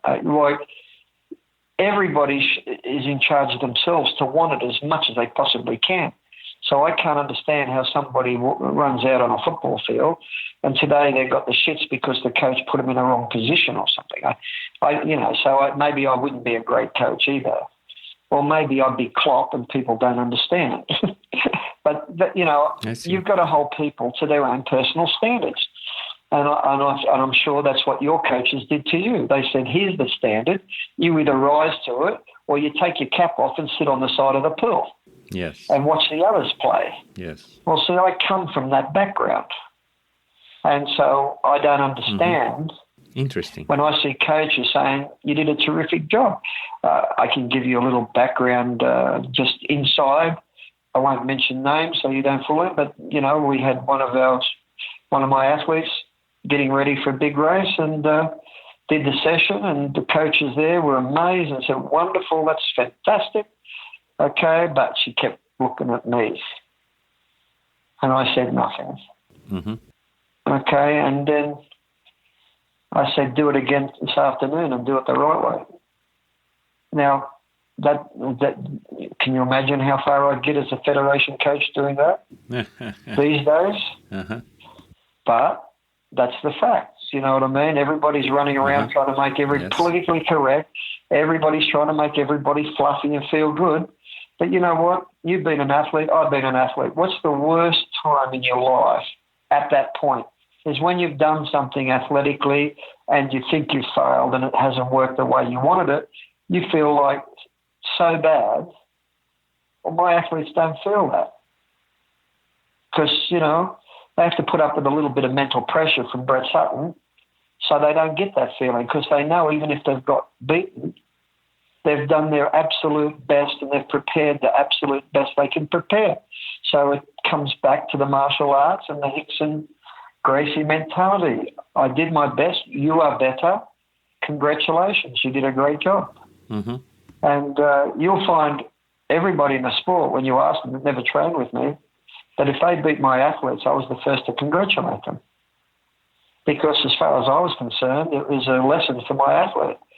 You're not good enough. Mm-hmm. Yes. What are you going to do about it? Mm-hmm. And there's far too many athletes today that find some other excuse. And so that's why I'm out of favour. People, maybe the new generation is not hard enough to hold themselves to their own accountabilities. Well, I'm 60. I'm too old to change now. So if you did something great, nobody tells them better than me. If you did something average and I thought it was my fault, they're the first to know it was my fault. If I thought they didn't do something well and it was one of their own problems, I tell them about it. But the good news is with that mentality is that you don't have to tell them about it. They're already telling themselves. And so I don't have to go around saying that's a bad job anymore. Yes. Because the people that train with me take responsibility for their own performance. And that's why I think they succeed more than other people. Because they've been taught that all the nice pats on the head are not worth two bob when the pressure is on and you're hurting and they're hurting and there's nothing left in the tank and the podium is there or the podium is not. It's how you handle that pressure at that particular magic moment that makes the difference. And I think that's why ours get on the podium and the others go, there's bad luck today. Yes. And for that matter, do you think all this available technology and gadgets and everything that the technology brought to us might have a negative impact on athletes? I'm sure they do. I'm sure you do. And how do you suggest them to use it, or you suggest them to don't use it at all? Well, they use it in the wrong way. I just had an argument with an athlete over Zwift. Mm-hmm. I've seen so many bad performances by good athletes after they decided they're going to become a Zwift athlete. And obviously because they train too hard. So they're leaving their races in the gym. I see. And that's important. It's like power meters. You won't see Nicola with a power meter on. You won't see Danny with a power meter on. You won't see Nicola with a heart rate monitor on. You won't see Nicola with fangled bike bars because, I'm not about the gimmick. And I try to teach my athletes that looking for free speed is a weakness. The speed comes from within. If you want to go out and run and try to find a little extra by some little thing or something you put on your hand or count how many steps you do, you're on the road to finishing. There's a great saying in Kenya, and you can look it up. It's got nothing to do with me. From one of the great coaches, he said, "An iPhone is worth 30 seconds over 10K." To his athlete. And the guy said, "I don't understand. If they drive up to camp in a car, it means they're 3 minutes slower in the marathon." I think that sums it up perfectly. It's a very scientific statement. Yes. But they're taken away from what that made them great. Yes. And I'm totally at ease with my age group as having that stuff. But, I'll have some athletes use it if I think it helps them. But see, it should be always looked upon this way. It's a support to make you go better. Now, if I put power cranks on you and I say Friday, we're going to have a power crank session and record all your marks, and believe me, I'll say this in Brazil because they'll all get very upset, very controversial, because 90% of them are like this. They won't do anything Wednesday and Thursday because they're getting ready for their power workout on Friday. Am I wrong or am I right? Yeah, no, you're right. Yeah. Well, so does it help them be better athletes? No, yes. Of course not, because they could have worked really hard on Thursday. They could have worked really hard on Wednesday. And they could have come out and did a really good session when they're tired. But their mate from Belo Horizonte beat them, and the guy from Brasilia is putting on fake weights on his VIF machine. So he beat you. You know what I mean? But if I say that out loud, I suppose I just did say that out loud, didn't I? I'm the worst person in the world. But that's human nature. That's what happens. You know what I mean? So for me, I've got some people who train so hard the blood will run out of them. I let them do this because I know they'll still do it tired. It won't affect their training. They'll say, I'll just do what I can. And, I'm down 30 watts on Friday, coach, but I had a great session. And I've got other age groupers that say to me, I was on fire. I did my PB by 3 minutes. And then I have a look at their programs and they've done nothing on Tuesday, Wednesday, Thursday, just easy, and then got their big Zwift number, and then the next week they go to a race and get killed, and then say, I don't know what's going on with me. I was much better before, but all my parameters say I'm a better athlete. It must be you, coach. Sack the coach. So it's you, coach, because my parameters are unbelievable. They're off the charts. Now they've even got one for a run machine. So now they're running into it, timing themselves against their mate who's mostly got a different run machine brand, so the speeds won't be correlated. So anyway, for me, I just go, okay, whatever. But people don't understand. Like you've seen my group for so many years. You don't think I trained with the power meters before they were even on the market? Because the marketeers want you to try stuff. Cervelo had me trying bikes. 3T had my group doing all their research for them. They don't just put them on the market. And so I get to see all that stuff. I had power cranks before everybody could buy them. And I've done all that testing. We've done all the water bottle testing and know where the best place is to put the water bottle. It's not like I'm walking around with my head stuck between my legs and saying I ignore it all. I don't ignore any of it, just in case some of it is good. Sure. But we do all the due diligence, and then we say, is that going to help the athlete or is that going to slow them down? Some athletes it will help, some athletes it will kill. Some athletes, I don't want to see their numbers. What do you think drives WTC insane? Danny has never, ever had a power taken on Kona. So they do everything every year to try to talk her into putting the power corrects on so they can show the numbers. Mm-hmm. I don't want her to see the numbers. I wanted to win the race. And I think up until now we've been pretty successful. Yes, pretty much. But it's a struggle now. It's a struggle now because the pressure on her to do all this stuff is enormous from sponsors. And so, it's much, much tougher now just to go back and be natural and enjoy the Kenyan way of doing things. I do my best, and then I forget about it. Well, in the Western world, that doesn't correlate to selling a lot of marketing stuff. And so that's why I'm on the outer. That Brett Sutton, he's a voodoo guy. He doesn't know the numbers. So, I think about 3 weeks ago I had somebody doing that. So what I did was I got my assistant to send the race results to him. I said, well, these numbers don't count, obviously. And then, of course, you get the comeback, oh, but you just don't understand. And see, I'm the only one that does understand. The most important thing is the performance. Yeah. Anything else is secondary in my mind. So if that helps you understand how we think at TriSutto, I'm pleased about it. So what's your take on meditation, strength training, yoga, nutrition, and all other instruments that can improve an athlete's performance? And how do you approach that with all your athletes? I keep right out of it, basically. I don't advise my athletes to take anything because I can't. I'm in a situation where I have many athletes. Mm-hmm. So I don't advise in that area. Nutrition, I say keep it simple.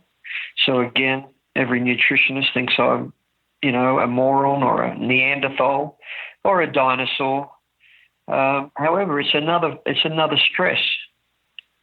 If somebody's looking fantastic, I don't care. They eat McDonald's 3 times a day. If they're happy, they're happy.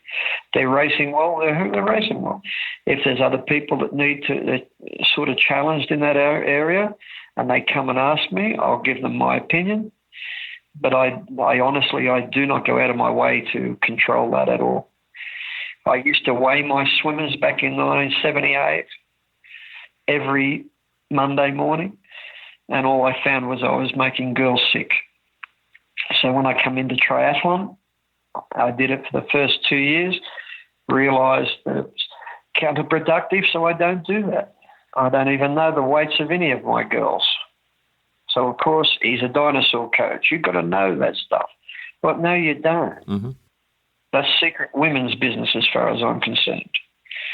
I tell them that it's the invisible training, and it's up to you to take care of that, And so I think that helps me a great deal. I know it helps them a great deal. Takes the pressure off them a great deal. Because everybody's trying to do everything to get a head start. Now everybody's watched the film Game Changer. So now everybody's eating grass. Well, that helps me greatly because it might work for 2 or 3 athletes. It might be fantastic. But for the other 80% of carnivores, it slows them down. But we don't say that out loud. Oops, I just said it out loud. It just drives me insane. You know what I mean? So when somebody said, did you watch it? I said, well, depends. If you mean, did I start to watch it? Yes. And then I left because the propaganda just killed me. And I thought, how many athletes is this going to give a problem to? And, of course, about every second age group athlete that I know in my squad have all said to me, oh, I've changed my diet to the Game Changer, thinking I'd be very happy with them. It's just, I don't poo-hoo it, but what I'm saying is it's got to work. We do hot yoga. Well, you're a very bad swimmer, so why don't you go do an hour of swimming and get in a hot pool and call that hot swimming, not hot yoga. Mm-hmm. Do you know what I mean? I'm a terrible bike rider, so okay, but I only see in your program you got 3 bike rides and you're doing gym 3 times a week. Well, why don't you do an extra swim session, extra bike session, extra run session, and do it in a really hot place and call it hot running, hot biking? I said, because that's going to improve your triathlon a whole lot more than hot yoga is going to improve it.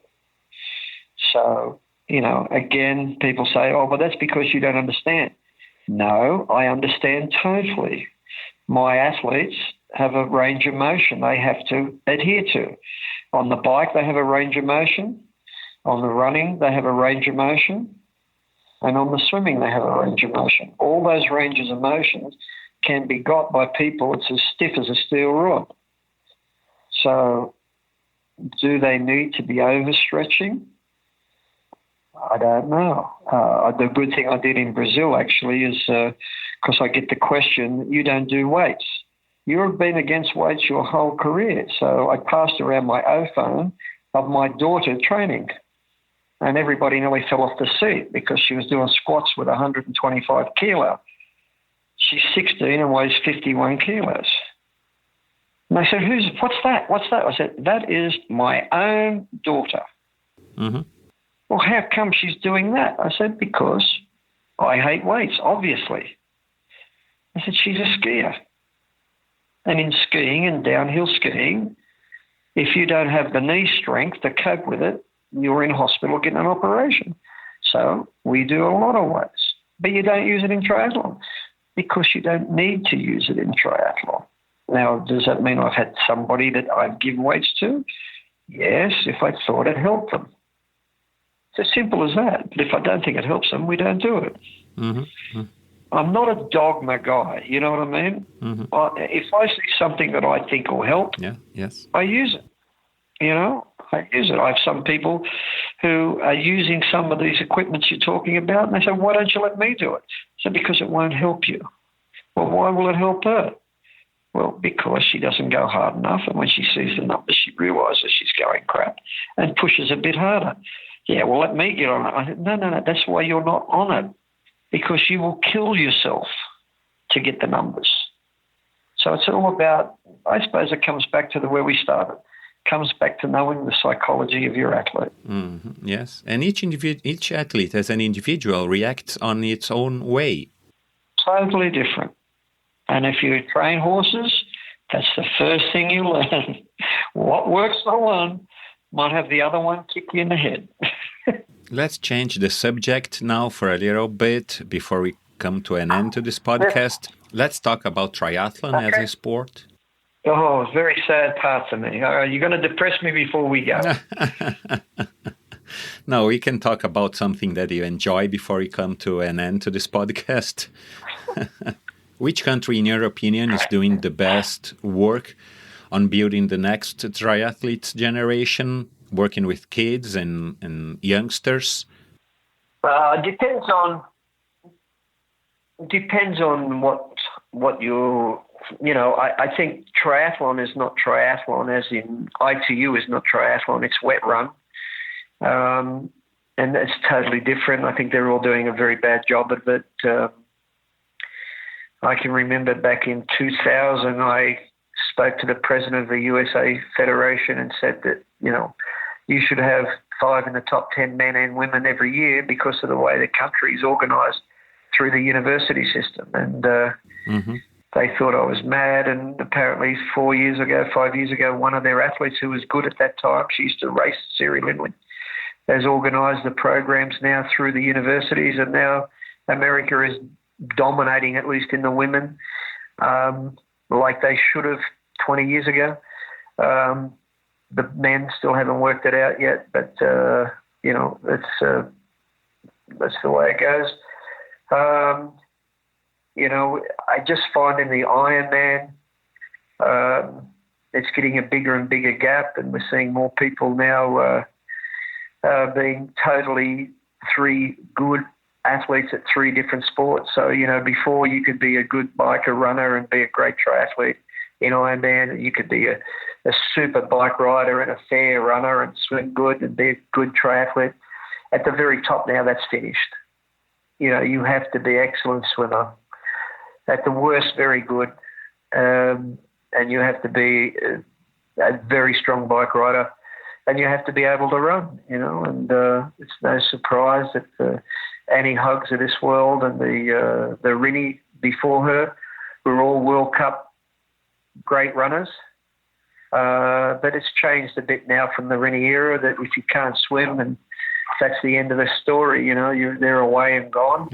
Fredino was an Olympic gold medalist. People seem to forget that, just as they seem to forget that it took him 7 years to come to grips with Ironman. So basically from an athletic point of view, I think he's trained magnificently well. But I just think it's one of those things that most of these girls are a lot older than they should be, and now Lucy Charles is coming in, so she's young, so we might have some young people that aren't frightened that their bodies are going to fall to pieces if they do an Ironman, so that to me is a positive. So basically I see some of my coaches doing a good job, so I'm happy with that. But the sport is now, Ironman is now somebody, you have to swim and bike and run. And I just feel badly that they don't, the girls get one race a year basically. So that's another political problem. We can get into the depressive side of the story now if you like, because anybody that is female and is a good swim biker should retire, because the way the races are, setting the age group is the manic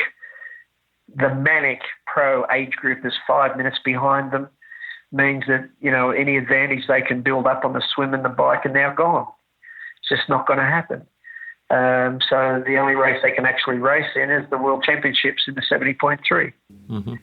I'm still, here I am 20 years later, still complaining about Kona that doesn't have a women's race. They just ignore me now because they can't say, well, it's sour grapes because my woman's winning it all the time. But it's still the same fact. The motorbikes are still there. Why have we got motorbikes on the course? Why we've got drones? I don't understand, but I do understand, So when you're going down the highway and you've got 12 motorbikes around a pack of people, I just look at it and go, are you kidding yourself? I look at between 7 o'clock at night and 9 or 10 o'clock at night, everybody's walking around Kona because they've got nothing to do, waiting for the last piece to come in. So why can't the girls start at midday? So there's a women's race. I just don't understand these things, so for me, I think the guardians of the sport have done a terrible job. They deserve to have the PTO. They didn't need to be that way, and now we get the PTO going the same way as the WTC. So, we'll get the athletes on board, and we'll pay the best ones, and we'll throw some money at the weaker ones, so they just tweet nice things and attack us. Nothing's made me more sadder than what's happened in the last 3 months, because the opportunity to really help the pros is massive. And, I've got the pros that are going to get the bulk of the money, so shouldn't be complaining. So they say, don't say anything. But the fact of the matter is that, it's not going to make one bit of difference to the average pro. It was always my hope to have 100 fully paid professional athletes. Here we've got the opportunity to do that now. And what have we done? We've got to put an appearance race only and pay people who've been hanging on the sport far too long, So all of a sudden we've got all these old athletes walking around with their walking sticks, going to look after the young kids and give me a paycheck, and, we'll call it the Collins Cup. And I wouldn't think anybody in Ironman triathlon age groupers would know who Mr. Collins is. Yeah. It just beggars belief. But I'm supportive because, I want to see the athletes get decent paydays. But unfortunately, what triathlon people that come in, and I've seen it many times before, we've seen it with Hy-Vee, we've seen it with all sorts of things. I don't want to go through them. They still just want to deal with the top 5 people and then everybody else. We're not tennis. We're not golf. I just watched the first round of the tennis, and the first guy got $120,000 in Australia for losing. So he got more money than you do for winning Kona, for being the worst player in that tournament.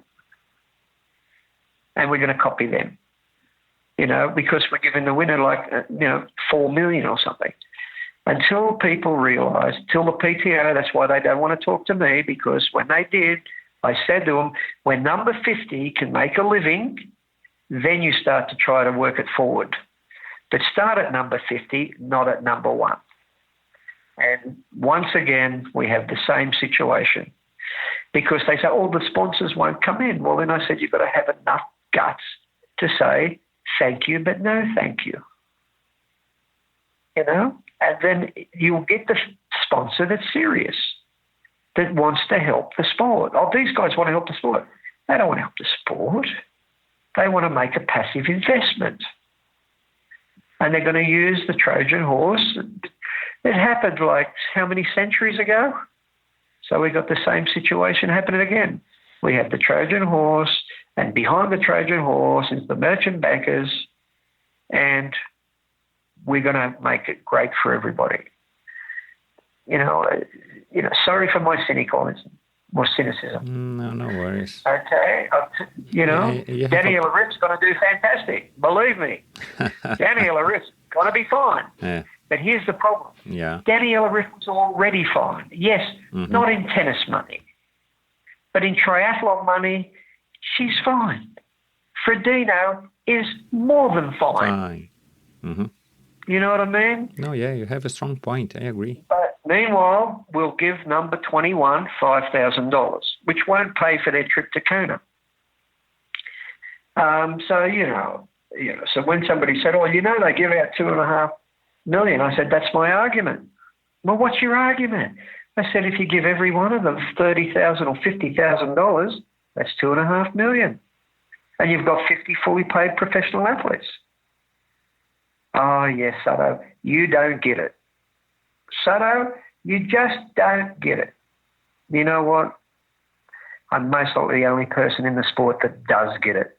And that's why I'm not interested anymore, because it doesn't matter how you try to put the lipstick on the pig, it's still a pig. Do you think that the ITU athletes one day are going to dominate the long distance too and be dominant in the future triathlon scene due to their allegedly better career path? Some of them even beginning their sports contact already being triathletes from an early age on? I don't. I think you're going to... I definitely don't think. I think you can look in Brazil and see that's not going to happen. I think what happens is you will get the good athletes that would have been good in either distance that will come through, the ones that can really ride a bike. So when you watch your ITU pack go round and round and round, if you're on the course, all you hear is get onto the Swiss's wheel, get onto the Swiss's wheel, get on Nicola's wheel, get on Nicola's wheel. You hear it. And it's not just coming from the coaches. The athletes, yes. It's coming from the athletes. So do you think they're going to be able to do Ironman when they've got to ride by themselves? Not in a million years. Okay, so, that's what I said. I'm not knocking an ITU race. It's a wet run. And they keep trying to make it shorter and shorter so you don't have to train very much. So the talented ones come to the top, which is sad from my perspective. But as I said, this is my last Olympics, so I'm not really worried about it. I've done my best. We've won a medal at every Olympics so far. No other country, no other team's done that. I've done it with absolutely no funding, no support, just by athletes who are desperate to be better.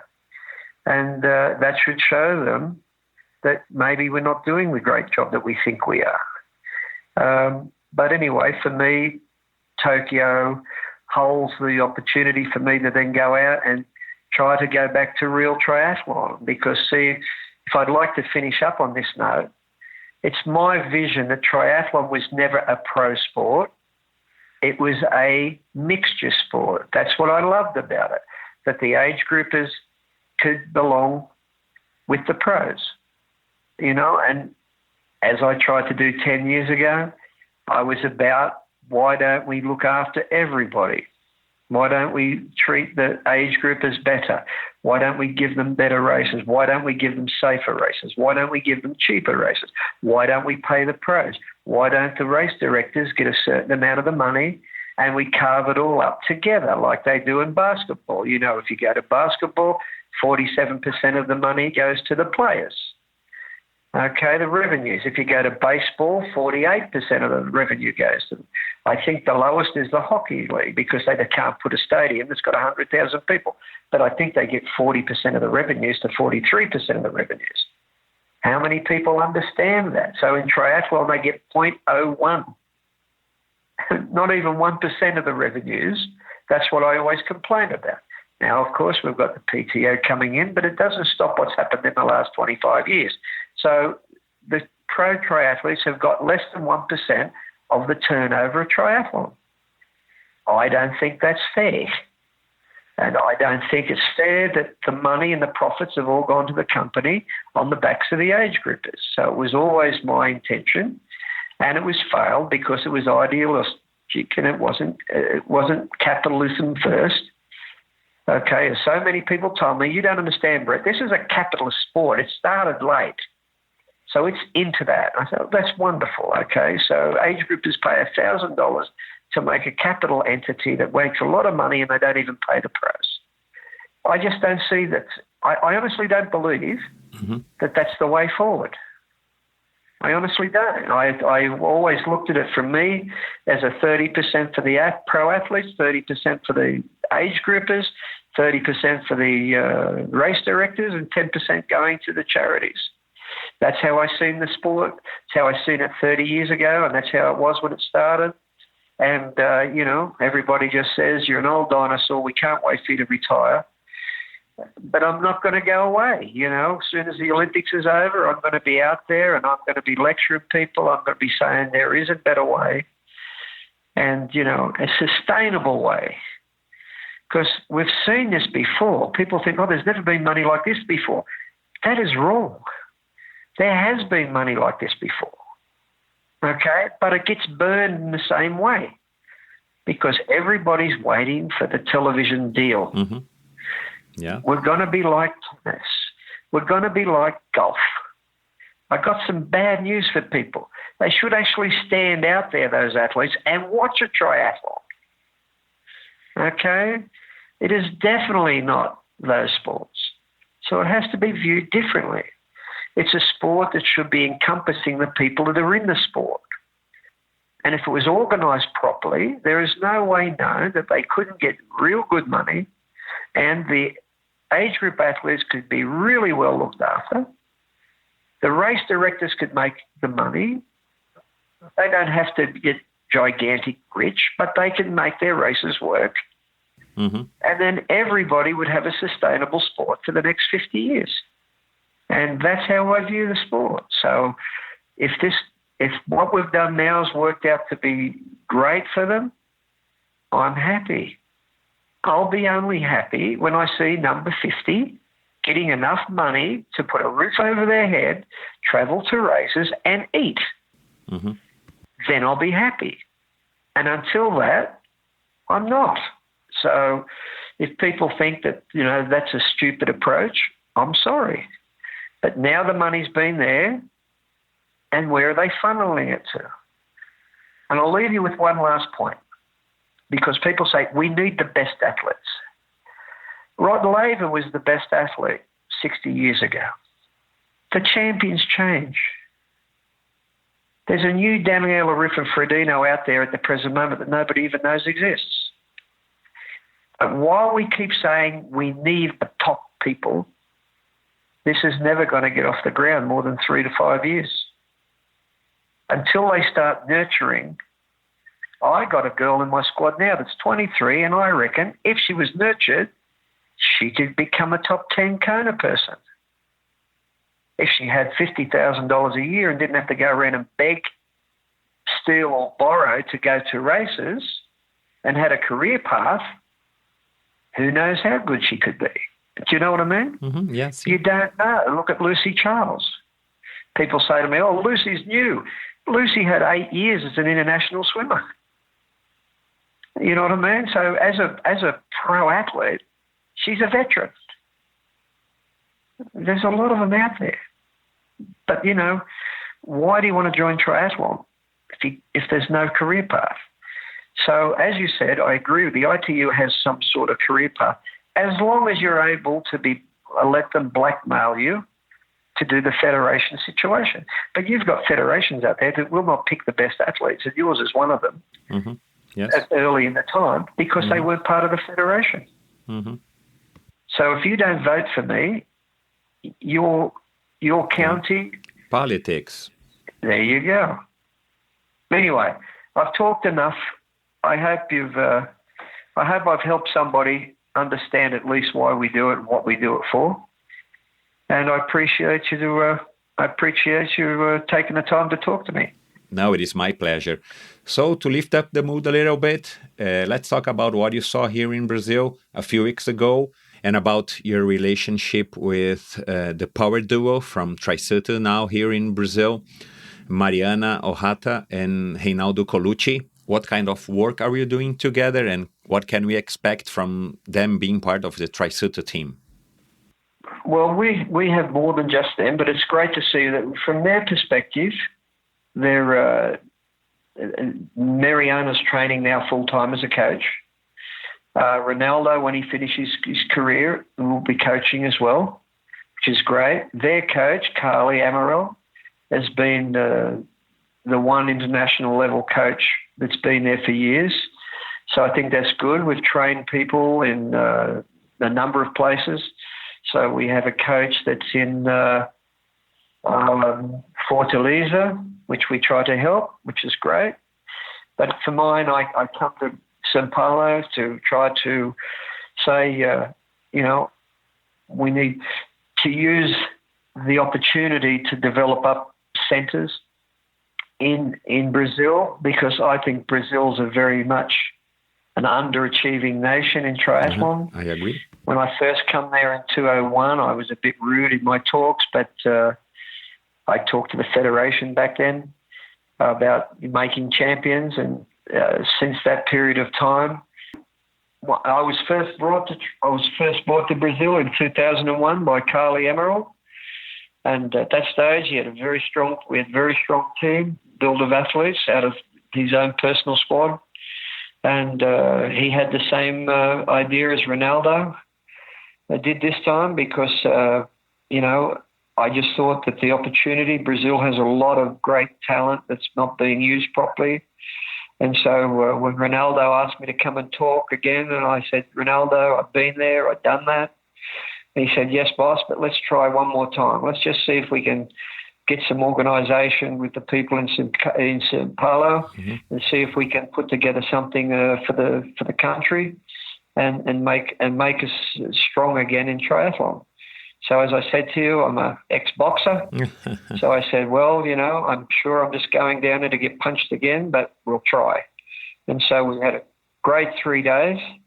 I talked to some people that, if they're serious about trying to reinvigorate Brazil triathlon, I'm very, very happy to help.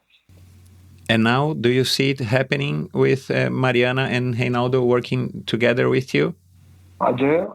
I think with Carly, okay, who's now working in Indonesia at the present moment.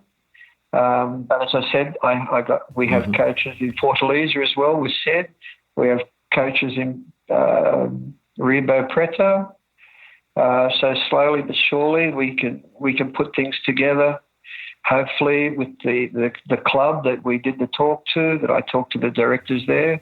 That's so nice. I'm going to produce a proposal over the next 3 weeks and send it back to Brazil of how I think we could revitalise triathlon and in 2 Olympics' time, have an extremely strong team again.